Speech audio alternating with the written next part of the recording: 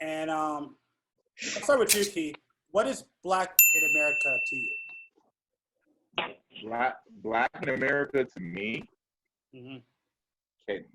can last like white people like that.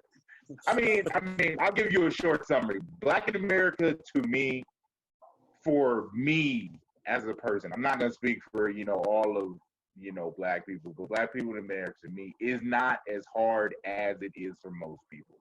It's like, yeah, some, how I feel is I don't put myself in unnecessary situations, and I'm never going to. It's like I'm 6'5", 450 pounds. I'm a big ass dude, so I'm 50 points walking down the goddamn street to these motherfuckers all day.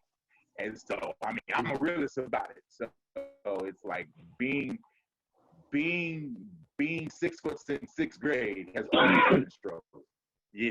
So being black in Vegas is much easier to me because I do the field I do, and like I said, I don't put myself in unnecessary situations. I do feel like a lot of black people put themselves in unnecessary situations, and now I'm not saying that as like oh, black people don't have the right to do this or the know-how to do that, but I do feel like sometimes our culture tries to feel like they can do and say anything at any point in time, and I don't feel like that's right. But I do feel like, yeah, if you have a voice, speak up, like say what you want to say, but every action has a consequence, every action, and that's just how I live life on my front at least. But that's what I believe black in America is. It's like, every action has a consequence, basically. All right. What about you, Norris? Well, it's a complicated situation. I mean, in all reality and aspects, like different aspects in the realms that I work within and do things in, it's like there's sides, there's lines, there's all this stuff, there's pressures. So what I mean by that is on one side of the fence, say to my black brothers and sisters, is, well, why you not standing up? You not saying no much on your social media and you ain't do. Okay. I'm not going to take offense to that or anything, but there are things that I'm working on to improve actual actions that you don't necessarily see through social media. So then it's like emotional weight that comes from one side is already going like, well, you're danged if you do and you're danged if you don't, because they don't see it, so they don't believe it. The perspective is 100 in somebody else's head. And then on the other side, where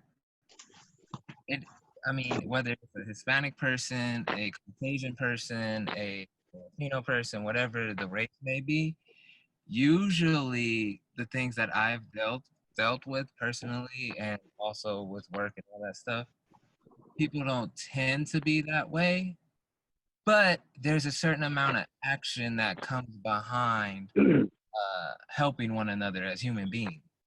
And I go, well, if you're in a position of power of helping the next person get a promotion or something like that, and they are deserving and they've earned it, why keep that person down? Why keep them at the level they at? Why? Because you can easily,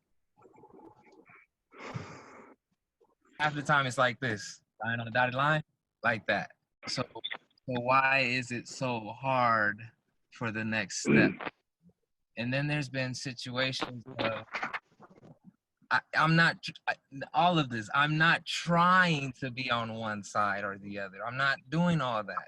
Why? I'm staying in my lane because I'm supposed to be doing certain things. I have a certain purpose in life. And I've been striving to do those things, but it seemed like other people want to write the narrative to your life.